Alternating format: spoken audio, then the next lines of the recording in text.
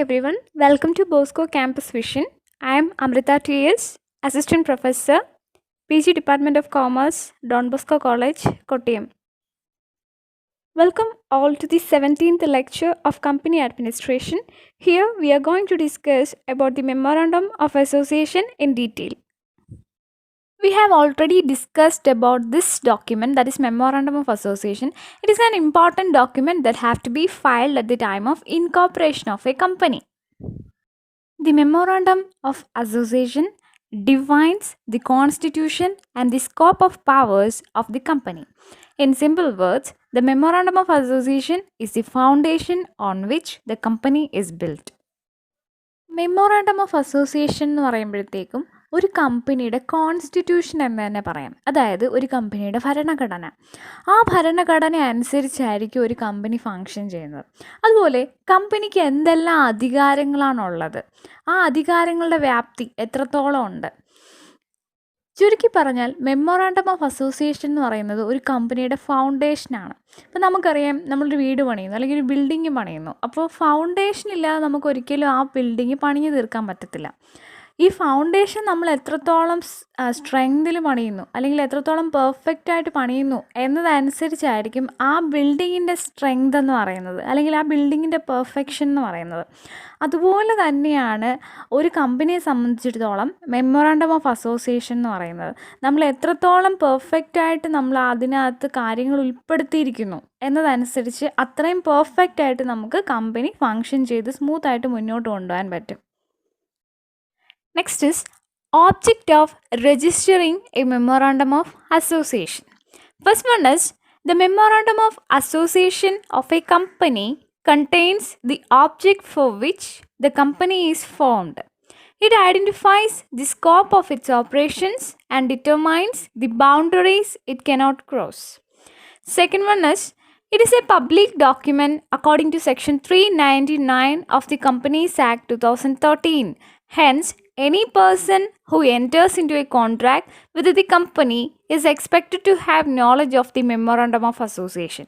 And third one is, it contains details about the powers and rights of the company. And fourth one is, under no circumstances can the company depart from the provisions specified in the memorandum. If it does so, then it would be ultra vires the company and void. അടുത്തത് നമ്മുടെ കമ്പനിയുടെ memorandum of association എന്തിനു വേണ്ടിയിട്ടാണ് register ചെയ്യുന്നത്. ഒന്നാമത്തത്, നമ്മുടെ കമ്പനിയുമായിട്ട് ബന്ധമുള്ള ആളുകൾക്ക് നമ്മുടെ കമ്പനിയുടെ ഓപ്പറേഷൻസ് എന്താണ്, നമ്മുടെ കമ്പനിയുടെ പവേഴ്സ് എന്താണ്, നമ്മുടെ കമ്പനിയുടെ ബൗണ്ടറീസ്, നമ്മുടെ കമ്പനിക്ക് എന്തൊക്കെ ചെയ്യാം, എന്തൊക്കെ ചെയ്തുകൂടാ, നമ്മുടെ കമ്പനിയുടെ ഓബ്ജക്ട്സ് എന്താണ്, നമ്മൾ എന്ത് കാര്യമാണ് ചെയ്യുന്നത്, എന്ത് ടൈപ്പ് ഓഫ് ബിസിനസ്സാണ് ചെയ്യുന്നത് എന്ന് മനസ്സിലാക്കുന്നതിന് വേണ്ടി. ഇപ്പോൾ നമ്മുടെ കമ്പനിയായിട്ട് ബന്ധമുള്ള ആളുകൾ എന്ന് പറയുമ്പോൾ നമ്മുടെ കമ്പനിയുടെ ഡയറക്ടേഴ്സ് ആയിരിക്കാം, നമ്മുടെ കമ്പനിയുടെ മാനേജേഴ്സ് ആയിരിക്കാം, നമ്മുടെ കമ്പനിയുടെ മെമ്പേഴ്സ് ആയിരിക്കാം, സപ്ലയേഴ്സ് ആയിരിക്കാം, കസ്റ്റമേഴ്സ് ആയിരിക്കാം, ഗവൺമെൻറ് ആയിരിക്കാം, ഓഡിറ്റേഴ്സ് ആയിരിക്കാം. ഈ പറയുന്ന ആളുകൾക്കൊക്കെ നമ്മുടെ കമ്പനിയെക്കുറിച്ച് മനസ്സിലാക്കുന്നതിന് വേണ്ടി നമ്മൾ മെമ്മോറാണ്ടം ഓഫ് അസോസിയേഷൻ രജിസ്റ്റർ ചെയ്യുന്നു. രണ്ടാമത്തത്, നമ്മുടെ കമ്പനിയുടെ മെമ്മോറാണ്ടം ഓഫ് അസോസിയേഷൻ എന്ന് പറയുന്നത് section 399 of the companies act 2013 പ്രകാരം ഒരു പബ്ലിക് ഡോക്യുമെൻ്റ് ആണ്. ഏതൊരു ജനറൽ പബ്ലിക്കിന് വേണമെങ്കിലും രജിസ്റ്റേർഡ് ഓഫീസിൽ പോയി ആവശ്യപ്പെട്ട് കഴിഞ്ഞാൽ അത് പരിശോധിക്കാനും അതിനെക്കുറിച്ച് അറിവുണ്ടാവാനും സാധിക്കുന്നൊരു ഡോക്യുമെൻ്റാണ്, ഒരു പബ്ലിക് ഡോക്യുമെൻ്റാണ്. അപ്പോൾ നമ്മുടെ കമ്പനിയുമായിട്ട് കോൺട്രാക്റ്റിൽ ഏർപ്പെടുന്ന ആളുകൾ തീർച്ചയായിട്ടും നമ്മുടെ കമ്പനിയുടെ മെമ്മോറാണ്ടം ഓഫ് അസോസിയേഷനും ആർട്ടിക്കിൾസ് ഓഫ് അസോസിയേഷനും വായിച്ചിരിക്കണം. അത് വായിക്കാത്തത് കൊണ്ട് അല്ലെങ്കിൽ അതിനെക്കുറിച്ച് അറിവില്ലാത്തത് കൊണ്ട് അവർ നമ്മുടെ കമ്പനിയുമായിട്ട് എന്തെങ്കിലും കോൺട്രാക്റ്റിൽ ഏർപ്പെട്ടു, അവർക്ക് എന്തെങ്കിലും നഷ്ടം സംഭവിച്ചെങ്കിൽ ഒരിക്കലും നമ്മുടെ കമ്പനിക്ക് അത് തീർത്തു കൊടുക്കാനുള്ള ലയബിലിറ്റി ഇല്ല. അത് അവരുടെ ഉത്തരവാദിത്വമായിരുന്നു ഈ പറയുന്ന മെമ്മോറാണ്ടം ഓഫ് അസോസിയേഷനും ആർട്ടിക്കിൾസ് ഓഫ് അസോസിയേഷനും ഒക്കെ വായിച്ചിരിക്കണം എന്നുള്ളത്. അപ്പോൾ നമ്മുടെ കമ്പനിയുടെ മെമ്മോറാണ്ടം ഓഫ് അസോസിയേഷൻ എന്ന് പറയുന്ന ഒരു പബ്ലിക് ഡോക്യുമെൻ്റ് ആണ്. അത് ജനറൽ പബ്ലിക്കിന് അവൈലബിൾ ആക്കാൻ വേണ്ടിയിട്ട് നമ്മൾ എന്ത് ചെയ്യുന്നു, അത് രജിസ്റ്റർ ചെയ്യുന്നു. മൂന്നാമത്തത്, നമ്മുടെ കമ്പനിയായിട്ട് ബന്ധപ്പെട്ടിട്ടുള്ള ആളുകൾ, നമ്മുടെ കമ്പനിയുടെ മാനേജേഴ്സ് അല്ലെങ്കിൽ ഡയറക്ടേഴ്സ് അല്ലെങ്കിൽ ജനറൽ പബ്ലിക് അല്ലെങ്കിൽ ഇൻവെസ്റ്റേഴ്സ്, സപ്ലയേഴ്സോ ക്രെഡിറ്റേഴ്സോ കസ്റ്റമേഴ്സോ ഗവൺമെൻറ്റോ, അവർക്കൊക്കെ നമ്മുടെ കമ്പനിയുടെ പവേഴ്സ് എന്താണ്, നമ്മുടെ കമ്പനിയുടെ റൈറ്റ്സ് എന്താണ് എന്ന് മനസ്സിലാക്കുന്നതിന് വേണ്ടി നാലാമത്തത്, നമ്മുടെ കമ്പനിക്ക് ഒരിക്കലും ഒരു സാഹചര്യത്തിലും നമ്മുടെ മെമ്മോറാണ്ടം ഓഫ് അസോസിയേഷനകത്ത് ഉൾപ്പെടുത്തിയിരിക്കുന്ന പ്രൊവിഷൻസിന് ബിയോണ്ടായിട്ട് പ്രവർത്തിക്കാൻ പറ്റത്തില്ല. അങ്ങനെ ബിയോണ്ടായിട്ട്, അതായത് മെമ്മോറാണ്ടം ഓഫ് അസോസിയേഷനിൽ ഉൾപ്പെടുത്താത്ത അല്ലെങ്കിൽ അതിനകത്ത് ഉൾപ്പെടുത്താത്ത എന്തെങ്കിലും അധികാരം നമ്മൾ കമ്പനി കാണിച്ചിട്ടുണ്ടെങ്കിൽ, അതിൽ അല്ലെങ്കിൽ എന്തെങ്കിലും ആക്ടിവിറ്റിയിൽ ഏർപ്പെട്ടിട്ടുണ്ടെങ്കിൽ അത് അസാധുവായി പോകത്തേ ഉള്ളൂ. ഇപ്പോൾ ഫോർ എക്സാമ്പിൾ പറയുവാണെങ്കിൽ, നമ്മുടെ കമ്പനിയുടെ ഓബ്ജക്റ്റ് എന്ന് പറയുന്നത് കൺസ്ട്രക്ഷൻ ആവശ്യമായിട്ടുള്ള സാധനങ്ങൾ ഉണ്ടാക്കുക, സാധനങ്ങൾ മേക്ക് ചെയ്യുക, അത് പർച്ചേസ് ചെയ്യുക, അത് സെല്ല് ചെയ്യുക എന്നായി ഇരിക്കുക. അങ്ങനെയാണ് നമ്മുടെ കമ്പനിയുടെ ഒബ്ജക്റ്റ് വെച്ചിരിക്കുന്നത്. മെമ്മോറാണ്ടം ഓഫ് അസോസിയേഷനകത്ത് അതാണ് നമ്മൾ ഒബ്ജക്റ്റായിട്ട് ഉൾപ്പെടുത്തിയിരിക്കുന്നത്. പക്ഷേ കുറേ നാൾ നമ്മളത് ചെയ്ത് കഴിഞ്ഞപ്പോഴത്തേക്കും നമ്മൾ സ്വാഭാവികമായിട്ട് നമ്മൾ കൺസ്ട്രക്ഷനിലേക്ക് പോവാണ്. നമ്മൾ കൺസ്ട്രക്ഷന് ആവശ്യമായിട്ടുള്ള സാധനങ്ങൾ നിർമ്മിച്ചു കൊടുക്കുക, അല്ലെങ്കിൽ അത് പർച്ചേസ് ചെയ്യുക, അത് വിൽക്കുക എന്നുള്ളതായിരുന്നു നമ്മുടെ കമ്പനിയുടെ ഓബ്ജക്റ്റ് അല്ലെങ്കിൽ ഓപ്പറേഷൻ എന്ന് പറയുന്നതാണ് നമ്മൾ മെമ്മോറാണ്ടത്തിൽ ഉൾപ്പെടുത്തിയിരിക്കുന്നത്.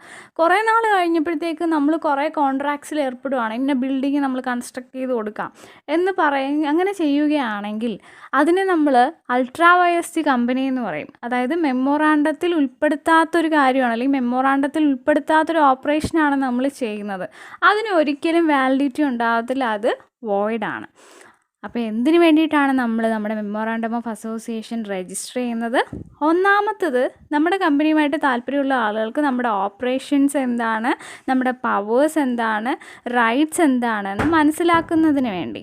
രണ്ടാമത്തത്, നമ്മുടെ ജനറൽ പബ്ലിക്കിന് ഈ പറയുന്ന ഡോക്യുമെൻ്റ് അവൈലബിൾ ആക്കുന്നതിന് വേണ്ടി. മൂന്നാമത്തത്, നമ്മുടെ കമ്പനിയുടെ ഒരു ആക്ടിവിറ്റീസും മെമ്മോറാണ്ടം ഓഫ് അസോസിയേഷൻ്റെ പ്രൊവിഷൻസിന് ബിയോണ്ടായിട്ട് പോവാതിരിക്കുന്നതിന് വേണ്ടി.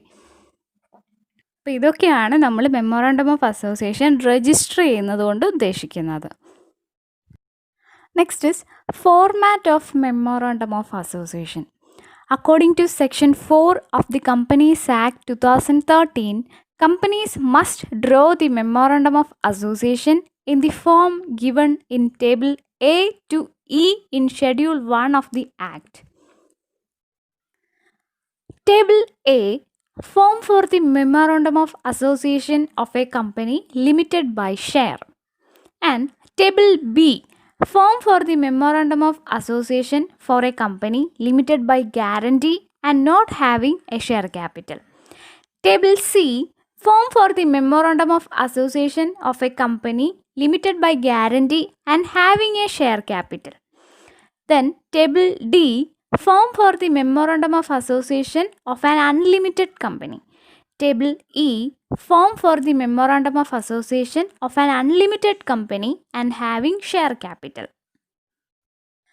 സെക്ഷൻ 4 ഓഫ് കമ്പനീസ് ആക്ട് 2013 പ്രകാരം ഒരു company memorandum of association file ചെയ്യേണ്ടത് ഓരോ കമ്പനിക്കും പറഞ്ഞിരിക്കുന്ന പ്രിസ്ക്രൈബ്ഡ് ഫോർമാറ്റിലാണ്. അപ്പോൾ ഓരോ കമ്പനിയുടെ സവിശേഷതകൾ അനുസരിച്ച് ഓരോ ഫോർമാറ്റിലാണ് മെമ്മോറാണ്ടം ഓഫ് അസോസിയേഷൻ ഫയൽ ചെയ്യേണ്ടത്. അപ്പോൾ ഓരോ കമ്പനിക്കും പറഞ്ഞിരിക്കുന്ന ഫോമുകൾ ഏതൊക്കെയാണെന്നാണ് നമ്മളിവിടെ പഠിക്കുന്നത്. അപ്പം ഒരു കമ്പനി ലിമിറ്റഡ് ബൈ ഷെയർ ആണെന്നുണ്ടെങ്കിൽ, ഒരു കമ്പനി ലിമിറ്റഡ് ബൈ ഷെയർ ആണെങ്കിൽ അവരുപയോഗിക്കേണ്ട ഫോം എന്ന് പറയുന്നത് ടേബിൾ എ ആണ്. ഒരു കമ്പനി ലിമിറ്റഡ് ബൈ ഗ്യാരൻറ്റി ആണ്, അവർക്ക് ഷെയർ ക്യാപിറ്റൽ ഇല്ല. ഒരു കമ്പനി ലിമിറ്റഡ് ബൈ ഗ്യാരൻറ്റി ആണ്, അവർക്ക് ഷെയർ ക്യാപിറ്റൽ ഇല്ലെങ്കിൽ അവരുപയോഗിക്കേണ്ട ഫോം എന്ന് പറയുന്നത് ടേബിൾ ബി ആണ്. ഇനി അടുത്തത്, ഒരു കമ്പനി ലിമിറ്റഡ് ബൈ ഗ്യാരൻറ്റി ആണ്, അവർക്ക് ഷെയർ ക്യാപിറ്റൽ ഉണ്ട് എങ്കിൽ അവരുപയോഗിക്കേണ്ട ഫോം എന്ന് പറയുന്നത് ടേബിൾ സി ആണ്. അടുത്തത്, ഒരു കമ്പനി ഒരു അൺലിമിറ്റഡ് കമ്പനി ആണെങ്കിൽ, അതായത് അവരുടെ മെമ്പേഴ്സിൻ്റെ ലയബിലിറ്റി എന്ന് പറയുന്നത് അൺലിമിറ്റഡ് ആണ്, അവരുടെ പ്രൈവറ്റ് പ്രോപ്പർട്ടി ഉപയോഗിച്ചും നമ്മൾ എന്ത് ചെയ്യണം, കമ്പനിയുടെ ലയബിലിറ്റി തീർക്കണം. അങ്ങനെയാണ് ഒരു കമ്പനി അൺലിമിറ്റഡ് കമ്പനി ആണെങ്കിൽ അവരുപയോഗിക്കേണ്ട ഫോം എന്ന് പറയുന്നത് ടേബിൾ ഡി ആണ്. ഇനി ഒരു കമ്പനി അൺലിമിറ്റഡ് ആണ്, പക്ഷേ അവർക്ക് ഷെയർ ക്യാപിറ്റൽ ഉണ്ട്. A company is an unlimited company and having share capital, അങ്ങനെയാണെങ്കിൽ അവരുപയോഗിക്കേണ്ട ഫോം എന്ന് പറയുന്നത് ടേബിൾ ഇ ആണ്. അപ്പോൾ ഈ പറഞ്ഞിരിക്കുന്ന പ്രിസ്ക്രൈബ്ഡ് ഫോർമാറ്റിലായിരിക്കണം ഓരോ കമ്പനീസും അവരുടെ മെമ്മോറാണ്ടം ഓഫ് അസോസിയേഷൻ ഫയൽ ചെയ്യേണ്ടത്. Next is contents of the Memorandum of Association. Here we are going to discuss about the mandatory clauses or the contents of the Memorandum of Association. First one is name clause. For a public limited company, the name of the company must have the word limited as the last word. And for the private limited company, the name of the company must have the words private limited as the last words. This is not applicable to companies formed under Section 8 of the Act who must include one of the following words as applicable. Number 1 is foundation, second one is forum, third one is association, fourth one is federation, fifth one is chambers, sixth one is confederation, seventh one is council, and eighth one is electoral trust, etc. അടുത്തതായിട്ട് നമ്മൾ ഈ പേപ്പറിൽ ഏറ്റവും important ആയിട്ടുള്ളൊരു ടോപ്പിക്കാണ് പഠിക്കുന്നത്, അതായത് content of the memorandum of association അല്ലെങ്കിൽ mandatory clauses of memorandum of association. അതിൽ ആദ്യത്തേതെന്ന് പറയുന്നത് നെയിം ക്ലോസ് ആണ്. ഒരു കമ്പനിയുടെ പേര് ഡിറ്റർമൈൻ ചെയ്യുമ്പോൾ എന്തൊക്കെ കാര്യങ്ങളാണ് ശ്രദ്ധിക്കേണ്ടതെന്ന് ഇതിനു മുമ്പ് നമ്മൾ പഠിച്ചിട്ടുണ്ട്. അപ്പോൾ ഒരു കമ്പനിയുടെ നെയിം ക്ലോസിനകത്ത് പ്രധാനമായിട്ട്, അതായത് മാൻഡേറ്ററി ആയിട്ട് വരേണ്ട കാര്യങ്ങൾ എന്തൊക്കെയാണെന്നാണ് ഇവിടെ പറയുന്നത്. അപ്പോൾ ഒരു കമ്പനി പബ്ലിക് ലിമിറ്റഡ് കമ്പനി ആണെങ്കിൽ ആ കമ്പനിയുടെ പേരിൻ്റെ അവസാനം ലിമിറ്റഡ് എന്ന് പറയുന്ന വേർഡ് ഉണ്ടായിരിക്കണം. ഒരു കമ്പനി പ്രൈവറ്റ് ലിമിറ്റഡ് കമ്പനി ആണെങ്കിൽ ആ കമ്പനിയുടെ പേരിൻ്റെ അവസാനം പ്രൈവറ്റ് ലിമിറ്റഡ് എന്ന് പറയുന്ന വേർഡ്സ് ഉണ്ടായിരിക്കണം. ഇനി കമ്പനീസ് ആക്ട് 2013 സെക്ഷൻ 8 പ്രകാരം രജിസ്റ്റർ ചെയ്തതാണെങ്കിൽ, അപ്പോൾ കമ്പനീസ് ആക്ട് 2013 സെക്ഷൻ 8 പ്രകാരം രജിസ്റ്റർ എന്ന് പറയുമ്പോഴത്തേക്കും ആ കമ്പനീസ് എന്ന് പറയുന്നത് ചാരിറ്റബിൾ നേച്ചർ, അതായത് ചാരിറ്റബിൾ പർപ്പസിന് വേണ്ടിയിട്ടോ അല്ലെങ്കിൽ സ്പോർട്സ് പ്രൊമോട്ട് ചെയ്യുന്നതിനോ അല്ലെങ്കിൽ commerce, art, science, education, research, social welfare, religion, environmental protection ഈ പറയുന്ന ഓബ്ജക്റ്റിന് വേണ്ടിയിട്ട് ക്രിയേറ്റ് ചെയ്തിട്ടുള്ളതാണെങ്കിൽ, ഫോം ചെയ്തിട്ടുള്ളതാണെങ്കിൽ ആ കമ്പനീസ് നമ്മൾ സെക്ഷൻ 8 പ്രകാരമാണ് രജിസ്റ്റർ ചെയ്യുന്നത്. അങ്ങനെ രജിസ്റ്റർ ചെയ്തിട്ടുള്ള കമ്പനീസ് ആണെന്നുണ്ടെങ്കിൽ ആ കമ്പനീസിൻ്റെ പേരിൻ്റെ അവസാനം ഫൗണ്ടേഷൻ എന്നോ ഫോറം എന്നോ അസോസിയേഷൻ എന്നോ ഫെഡറേഷൻ എന്നോ ചേംബേഴ്സ് എന്നോ കോൺഫെഡറേഷൻ എന്നോ കൗൺസിൽ എന്നോ ഇലക്ട്രൽ ട്രസ്റ്റ് എന്നോ ആ ഇൻസ്റ്റിറ്റ്യൂഷൻ അല്ലെങ്കിൽ ആ കമ്പനിക്ക് ആപ്ലിക്കബിൾ ആയിട്ടുള്ള രീതിയിൽ ഇതിലേതെങ്കിലും വേർഡ്സ് ഉപയോഗിക്കാം. Next one is registered office close. It must specify the state in which the registered office of the company will be situated. അടുത്തത് രജിസ്റ്റേർഡ് ഓഫീസ് ക്ലോസ് ആണ്. അതിനകത്ത് ഏത് സ്റ്റേറ്റിലാണ് നമ്മുടെ കമ്പനിയുടെ രജിസ്റ്റേർഡ് ഓഫീസ് സിറ്റുവേറ്റ് ചെയ്യുന്നതെന്ന് സ്പെസിഫൈ ചെയ്തിരിക്കണം. Next is object close. It must specify the objects for which the company is being incorporated. Further, if a company changes its activities which are not reflected in its name, then it can change its name within 6 months of changing its activities. The company must comply with all the name change provisions. അടുത്തതായിട്ട് object close ആണ്. എന്ത് പർപ്പസിന് വേണ്ടിയിട്ടാണ് അല്ലെങ്കിൽ എന്ത് ആക്ടിവിറ്റിക്ക് വേണ്ടിയിട്ടാണോ ഈ company incorporate ചെയ്തത് ആ ആക്ടിവിറ്റീസാണ് അവിടെ സ്പെസിഫൈ ചെയ്യേണ്ടത്. ഈ ഒബ്ജക്റ്റ് ക്ലോസിൽ സ്പെസിഫൈ ചെയ്യാത്ത ഒരു ആക്ടിവിറ്റീസും ഒരു കമ്പനീസിനും ചെയ്യാൻ പറ്റത്തില്ല. അങ്ങനെ ചെയ്യുകയാണെങ്കിൽ അതൊരു ഒഫൻസ് ആവും, അല്ലെങ്കിൽ അത് അൾട്രാ വയസ് ദി കമ്പനി അല്ലെങ്കിൽ അൾട്രാ വയസ് ദി മെമ്മോറാണ്ടം ഓഫ് അസോസിയേഷൻ എന്ന് പറയും. അങ്ങനെ ചെയ്യുന്ന ഒരു ആക്ടിവിറ്റീസിനും വാലിഡിറ്റി ഉണ്ടായിരിക്കത്തില്ല. അപ്പോൾ നമ്മൾ എന്ത് ആക്ടിവിറ്റീസ് ചെയ്യുന്നതിന് വേണ്ടിയിട്ടാണോ അല്ലെങ്കിൽ എന്ത് ഒബ്ജക്റ്റിന് വേണ്ടിയിട്ടാണോ ഈ കമ്പനി ഇൻകോർപ്പറേറ്റ് ചെയ്തത് അതാണ് ഒബ്ജക്റ്റ് ക്ലോസിനകത്ത് സ്പെസിഫൈ ചെയ്യേണ്ടത്. ഇപ്പോൾ അഥവാ നമ്മൾ ഈ ആക്ടിവിറ്റീസ് കുറേ കൂടി എസ്റ്റാബ്ലിഷ് ചെയ്യുകയാണ് അല്ലെങ്കിൽ എക്സ്പാൻഡ് ചെയ്യുകയാണ് അല്ലെങ്കിൽ എന്തെങ്കിലും ചേഞ്ച് നമ്മൾ ആക്ടിവിറ്റീസിനകത്ത് വരുത്തുകയാണ്, നമ്മുടെ പേരിനകത്ത് പക്ഷേ ഈ ചേഞ്ചസ് ഒന്നും റിഫ്ലക്റ്റ് ചെയ്തിട്ടില്ല എന്നുണ്ടെങ്കിൽ നമ്മൾ ആക്ടിവിറ്റീസ് ചേഞ്ച് ചെയ്ത് 6 മാസത്തിനുള്ളിൽ നമ്മുടെ പേരും ചേഞ്ച് ചെയ്തിരിക്കണം. ആക്ടിവിറ്റീസ് ചേഞ്ച് ചെയ്ത് 6 മാസത്തിനുള്ളിൽ നമ്മൾ എന്ത് ചെയ്തിരിക്കണം, നമ്മുടെ പേര് ആ രീതിയിലുള്ളൊരു പേരാണ്, നമ്മുടെ ആക്ടിവിറ്റീസുമായിട്ട് ബന്ധമുള്ളൊരു പേരാക്കി മാറ്റണം. ഈ പേര് മാറ്റുന്നതിന് കമ്പനീസ് ആക്ട് പ്രകാരം കുറേ പ്രൊവിഷൻസ് ഉണ്ട്. അതനുസരിച്ച് തന്നെ കമ്പനി എന്ത് ചെയ്തിരിക്കണം, പേര് മാറ്റിയിരിക്കണം. Next is liability clause. It should specify the liability of the members of the company, whether limited or unlimited. For a company limited by share, it should specify if the liability of its members is limited to any unpaid amount on the shares that they hold. For a company limited by guarantee, it should specify the amount undertaken by each member to contribute to. The liability clause will also state the amount which every member undertakes to contribute to the assets of the company in the event of its winding up. This means that if at the time of winding up of a company falls short to pay its debts and liabilities, then members shall contribute to the assets of the company the amount which they shall undertaken to pay. It may be noted that a member cannot be asked to pay anything before the company goes into liquidation. അടുത്തതായിട്ട് liability close ആണ്. ഈ liability ക്ലോസിനകത്ത് company specify ചെയ്തിരിക്കണം മെമ്പേഴ്സിൻ്റെ liability limited ആണോ അതോ unlimited ആണോ എന്നുള്ളത്. എന്താണ് limited liability എന്ന് വെച്ച് കഴിഞ്ഞാൽ, ലിമിറ്റഡ് ലയബിലിറ്റി എന്ന് പറയുമ്പോഴത്തേക്കും മെമ്പേഴ്സിൻ്റെ ലയബിലിറ്റി ഒരു സർട്ടൺ എക്സ്റ്റെൻറ്റ് വരെ ഉള്ളൂ. അത് ഒന്നെങ്കിൽ ഫേസ് വാല്യൂ ഓഫ് ഷെയർ ആയിരിക്കാം, അതായത് അവരുടെ കയ്യിലിരിക്കുന്ന ഷെയറിൻ്റെ വാല്യൂ എത്രയാണോ അത്രയും വരെ ആയിരിക്കാം, അല്ലെങ്കിൽ അവർ ഗ്യാരണ്ടി ചെയ്തൊരു എമൗണ്ട് എന്തായിരിക്കും അത്രയും വരെ ആയിരിക്കാം. അൺലിമിറ്റഡ് ലയബിലിറ്റി എന്ന് പറഞ്ഞു കഴിഞ്ഞാൽ നമ്മുടെ മെമ്പേഴ്സിൻ്റെ പ്രൈവറ്റ് പ്രോപ്പർട്ടിയും കൂടി യൂസ് ചെയ്തതുകൊണ്ട് നമ്മുടെ കമ്പനിയുടെ ലയബിലിറ്റി പേ ഓഫ് ചെയ്യണം. ലയബിലിറ്റി ക്ലോസിനകത്ത് കമ്പനി ക്ലിയർ ആയിട്ട് സ്പെസിഫൈ ചെയ്തിരിക്കണം മെമ്പേഴ്സിൻ്റെ ലയബിലിറ്റി ലിമിറ്റഡ് ആണോ അതോ അൺലിമിറ്റഡ് ആണോ എന്ന്. ഒരു കമ്പനി ലിമിറ്റഡ് ബൈ ഷെയർ ആണെങ്കിൽ ഓരോ മെമ്പേഴ്സും എത്ര രൂപ വരെ ഇനിയും കൊടുക്കാനുണ്ട്, അല്ലെങ്കിൽ ഓരോ മെമ്പേഴ്സും എത്ര രൂപ വരെ കമ്പനിക്ക് ലയബിൾ ആണ് എന്നുള്ള കാര്യം വ്യക്തമായിട്ട് സ്പെസിഫൈ ചെയ്തിരിക്കണം. ഇനി കമ്പനി ലിമിറ്റഡ് ബൈ ഗ്യാരണ്ടി ആണെന്നുണ്ടെങ്കിൽ ഓരോ മെമ്പേഴ്സും എത്ര രൂപ വരെയാണ് ഗ്യാരണ്ടി ചെയ്തിരിക്കുന്നത്, കമ്പനി വൈൻഡിങ് അപ്പ് സമയത്ത് ഓരോരുത്തരും അസറ്റ്സ് ടേക്ക് ഓവർ ചെയ്തുകൊണ്ട് എത്ര രൂപ വരെയാണ് കോൺട്രിബ്യൂട്ട് ചെയ്യാമെന്ന് സമ്മതിച്ചിരിക്കുന്നത് എന്ന് വ്യക്തമായിട്ട് പറഞ്ഞിരിക്കണം.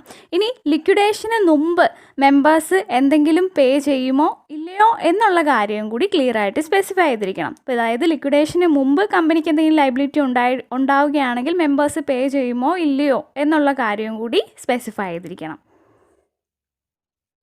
അപ്പോൾ ലയബിലിറ്റി ക്ലോസിനകത്ത് കമ്പനി സ്പെസിഫൈ ചെയ്യേണ്ട കാര്യം എന്ന് പറയുന്നത് മെമ്പേഴ്സിൻ്റെ ലയബിലിറ്റി ലിമിറ്റഡ് ആണോ അൺലിമിറ്റഡ് ആണോ.